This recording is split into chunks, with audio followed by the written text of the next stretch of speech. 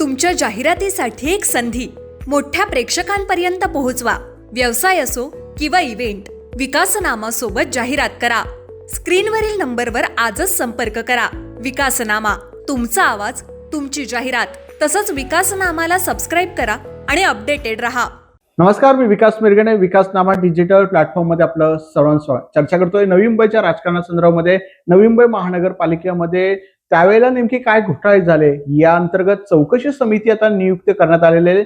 सध्या महानगरपालिकेमध्ये भाजपची सत्ता आहे, कारण तत्कालीन वेगवेगळ्या त्यावेळेला प्रशासक होतं. त्या काळामध्ये मग राजकीय नेत्यांच्या दबावामुळे असेल किंवा प्रशासनाच्या दबावामुळे असेल, वेगवेगळे घोटाळे सध्या नवी मुंबई शहरामध्ये गाजतायत.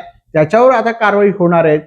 ज्यांच्याकडे महत्वाची जबाबदारी सोपवण्यात आलेली आहे ते माजी महापौर आहेत आणि त्यांचा प्रशासनात आणि जनसंपर्क दांडगा आहे आणि महापौर म्हणून त्यांची कारकीर्द विशेषतः गाजली.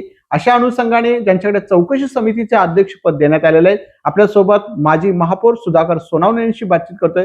सर, स्वागत आहे. खरं तर तुमच्याकडे महत्वाची जबाबदारी देण्यात आली. तुम्ही माजी महापौर होता, वेगळ्या समिती नियुक्ती करण्यात आले. तुमच्याकडे नेमकी काय दिलेली जबाबदारी चौकशी समितीची? ते माझ्याकडे आरोग्य, त्यानंतर अभियांत्रिकी आणि टाउन प्लॅनिंग हे वगळून बाकी सगळं आहे. म्हणजे समाज कल्याण आहे, त्यानंतर घनकचरा आहे, प्रॉपर्टी टॅक्स आहे, इतर हे सगळे जेवढे डिपार्टमेंट आहे, शिक्षण आहे. तर ह्या सर्वांची ह्या 5 वर्षामध्ये जी झालेली कामं आहेत त्या संदर्भामध्ये आदरणीय नाईक साहेबांनी सांगितलं की जे काय असेल तर तो आम्ही व्हाईट पेपर या ठिकाणी काढणार आहोत आणि तो काढल्यानंतर जे असेल ते समोर येईल. शेवटी प्रशासकीय काळामध्ये ज्या काही कामकाज चांगले झाले असतील तर चांगलं बाहेर येईल, काही चुकीचं झालं असेल तर चुकीचं बाहेर येईल. पण या काय मग फाईल सुरुवात केली की नाही, फाईल काढायची वगैरे काय? ते कसं आहे की आता तर प्रशासन आणि हे सगळे बजेट तयार करण्यामध्ये लागलेले आहेत. 30 तारखेला फायनल महापालिकेमध्ये जे स्थायी समितीने बजेट तयार केलेलं आहे ते पहिल्यांदा सादर केलं जाणार आहे आणि सादर केल्यानंतर मग 13-14 तारखेच्या नंतर आपल्या ह्या बजेटवर चर्चा होईल आणि एकदा बजेट फायनल झालं की त्याच्यानंतरच्या काळामध्ये, कारण चौकशी करायची असेल तर चौकशी करताना सगळ्यात महत्वाचं की प्रत्येक डिपार्टमेंटचं जे ऑडिट रिपोर्ट आहेत ते पहिले आम्हाला मागवावे लागतील. संबंधित अधिकाऱ्यांना तो वेळ देऊन त्यांच्या तारखा निश्चित कराव्या लागतील, कारण त्या काळामध्ये कुठली कामं झालेली आहेत, त्या कामावर कसा खर्च करण्यात आलेला आहे आणि त्या संदर्भातल्या मंजुऱ्या, त्यानंतरची ती बिलं आता झालेली, तर ही सगळी ऑडिट प्रमाणे पुढे सगळं येईल. तर त्याला साधारण हा एप्रिल महिना पूर्ण जाईल आणि खरं कामकाज जे आहे ह्या समितीचं हे मे महिन्याच्या दुसऱ्या हप्त्यानंतर सुरू होईल. पण खऱ्या अर्थाने भ्रष्टाचार झाला असं वाटतं. वारंवार गणेश नाईक बोलतायत, वारंवार प्रशासनातल्या अनेक गोष्टी समोर येत आहेत. महापालिका या सगळ्या विकासापासून वंचित, भ्रष्टाचाराची थैमान सगळं महापालिकेमध्ये, त्या अधिकारी असेल, कुणाचं राजकीय नेत्यांचं वलय त्यावेळेला होतं. या अनुषंगाने नवी मुंबईचं नुकसान झालं.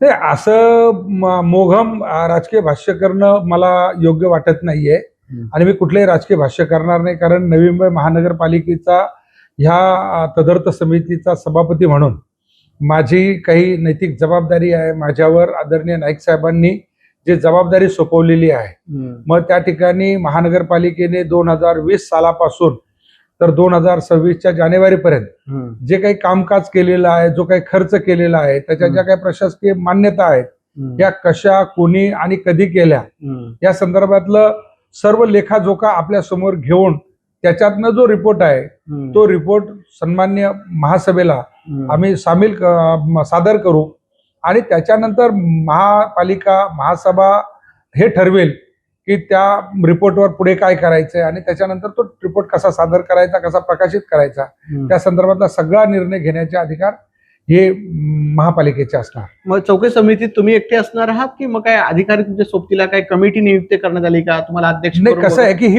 5 लोकांची समिती आहे. 5 लोकांमध्ये मी सभापती आहे, शिवसेनेचे 2 सदस्य आहेत आणि माझ्याबरोबर अजून भाजपाचे 2 सदस्य आहेत. आरोप होते त्यांना घेतलाय की काय? नाही, कसं आहे की हे पक्षनिहाय जे आहे, तौलानिक संख्याबळाप्रमाणे तुम्हाला ते सदस्य आणि असं काही एकतर्फी कुठल्याही प्रकारचं तुम्हाला चौकशी करता येत नाही. तर विरोधी पक्षाला देखील त्याची बाजू त्या ठिकाणी मांडता आली पाहिजे विरोधी पक्ष देखील त्या चौकशी समितीमध्ये असणं गरजेचं आहे. त्याला देखील, कारण तोही लोकप्रतिनिधी आहे. तो 5 वर्ष त्या सभागृहात नव्हता, जरी तो सत्ता राज्यामध्ये होती, महापालिकेत कुणाची सत्ता नव्हती ना. त्यामुळे त्या नगरसेवकालाही वाटेल की अरे हो, माझ्या प्रभागात हे काम झालेलं आहे. आणि जर झालेलं नसेल आणि उगाच बिल सादर केलेलं असेल तर त्यालाही कळेल की अरे बाबा हे काम झालेलं नाहीये किंवा याच्यामध्ये ही तफावत दिसते. तर त्यामुळे असा सत्ताधारी विरोधी पक्ष असा काही प्रकार नाहीये. नवी मुंबई महानगरपालिकाच या संपूर्ण गोष्टींचं ऑडिट करते आणि त्या ऑडिट रिपोर्ट लवकरच आपल्या समोर येतील. ते शिवसेनेचे कोण कोण आहेत सदस्य त्याच्यामध्ये? शिवसेनेचे माझ्या याच्यामध्ये ममित चौगुले आहेत आणि अजून 1 ते 2 सदस्य त्यांची नावं. तर अशा प्रकारे ही लोक आहेत माझ्याबरोबर. सर, सध्या प्रशासन किंवा महापालिकेमध्ये सध्या भाजप विरुद्ध शिवसेना, शिवसेना विरुद्ध भाजप असा संघर्ष सुरू आहे. कसं पाहताय? तुमच्यासारखा अभ्यास मागचे सदस्य नसल्यामुळे ही परिस्थिती निर्माण झालेली आहे. हे कसं आहे बघा, शेवटी राजकारण म्हटलं की आरोप प्रत्यारोप होतात आणि आरोप प्रत्यारोप केल्याशिवाय कुठल्याही म्हणतात ना की एखाद्या गोष्टीला तोंड फुटल्याशिवाय तिच्या आत काय आहे ते कळत नाही. आणि तोंड फोडायचं काम जर विरोधी पक्ष करत असेल तर सत्ताधारी म्हणून त्याला उत्तर देणं आमची नैतिक जबाबदारी आहे आणि ती आम्ही उत्तर देणार. मग ते उत्तर काही दादागिरीने उत्तर देणार नाही, तर ते उत्तर जे काही वास्तव असेल ते वास्तव जनतेसमोर मांडून उत्तर देणार. तुम्ही अनेक वर्ष महानगरपालिकेची व्यवस्थितपणे शाळा सांभाळताय. आता माध्यम इंग्रजी माध्यमाने शाळा निर्णय घेतलेला आहे. कसं पाहताय याकडे तुम्ही सगळं? नाही, कसं आहे की आपण जो ठराव त्या सभागृहात आलेला आहे ना, तर त्या ठरावाचा अभ्यास जर सदस्यांनी केला तर या ठिकाणी सरसकट आम्ही जरी म्हटलो तरी महानगरपालिका ही एकमेव महानगरपालिका आहे नवी मुंबई जिने शिक्षण मंडळ स्थापन करण्याचा निर्णय घेतला. आणि कलम 8 अंतर्गत कंपनी ऍक्ट मध्ये आम्ही हे मंडळ स्थापन करणार आणि विशेष दर्जा त्या शिक्षण मंडळाला देऊन आपण इंग्रजी माध्यमाच्या शाळा सुरू करणार. आता आपण पाहतोय की राज्यामध्ये विविध ठिकाणी जिल्हा परिषद शाळा असतील, नगरपालिका, नगरपंचायती शाळा असतील, त्या बंद पडतायत. परंतु नवी मुंबईमध्ये तशी परिस्थिती नाहीये. म्हणजे याचा अर्थ सर्व आलबेल आहे का? तर असंही नाहीये. मग आपण पाहतोय की जेवढ्या आपल्या मराठी शाळा आहेत त्याच्यामध्ये बहुभाषिक मुलं मोठ्या प्रमाणामध्ये आहेत. मग ती मुलं जर कुठंच त्यांची व्यवस्था होत नाहीये की त्यांच्याकडे पैसे नाहीयेत, खाजगी शाळेत ते जाऊ शकत नाही, मग अशा वेळेस जर नवी मुंबईचे नेते आदरणीय गणेशजी नाईक साहेब यांना असं वाटलं की ह्या ज्या कष्टकऱ्यांच्या मुलांना इंग्रजी माध्यम जी जगभराची कम्युनिकेशन लँग्वेज आहे तिच्यातनं आपण जर शिक्षण दिलं तर नोकरीच्या मोठमोठ्या संधीच विदेशामध्ये आपल्याकडे आहेत, तर त्या आपल्याला कौशल्य विकासाच्या माध्यमातून पुढे नेता येतील. आणि त्यामुळे कम्युनिकेशन स्किल साठी का होईना आपल्याला आपण पाहतोय की आपल्या देशामध्ये आलेल्या ज्या मोठमोठ्या कंपन्या आहेत त्याच्यामधला साधा स्वीपर असतो त्याला देखील इंग्रजी लिहिता वाचता आलं पाहिजे, तरच त्याला त्या ठिकाणी नोकरी मिळते. आणि अशा पद्धतीने आपण त्या भाषेला नोकरीची संधी म्हणून, कम्युनिकेशन स्किल म्हणून ते आपण तिथे देणार आहोत. म्हणजे याचा अर्थ सरसकट नवी मुंबई महापालिकेच्या सगळ्या मराठी शाळा बंद करणार का? तर करणार नाही, असं काही नाहीये. आता तर आपला जो नॅशनल एज्युकेशन पॉलिसी आहे 2020 त्याच्यामध्ये तर तेच म्हटलेलं आहे तुम्ही की संपूर्ण 100% NCERT आता याचा अभ्यासक्रम बनवणार आणि CBSE सगळ्या शाळा होणार. परंतु असं झालं तरी त्या ठिकाणी मातृभाषेमध्ये 1ली 2रीला त्या तुम्हाला शिकवायचंय, त्याचा कन्सेप्ट क्लिअर होईपर्यंत त्याला त्याची भाषा जी आहे मातृभाषेतनं ते, परंतु मातृभाषेतनं हे सगळं देत असताना आम्ही इंग्रजी माध्यमाच्या शाळा सुरू केल्या तर मराठी विषय हा कंपल्सरीच केलेला आहे त्याच्यामध्ये.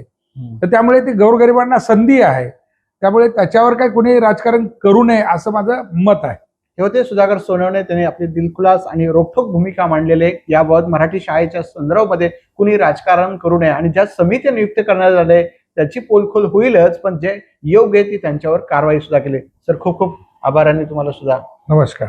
तुमच्या जाहिरातीसाठी एक संधी मोठ्या प्रेक्षकांपर्यंत पोहोचवा. व्यवसाय असो किंवा इव्हेंट, विकासनामासोबत जाहिरात करा. स्क्रीनवरील नंबरवर आजच संपर्क करा. विकासनामा, तुमचा आवाज, तुमची जाहिरात. तसंच विकासनामाला सबस्क्राईब करा आणि अपडेटेड रहा.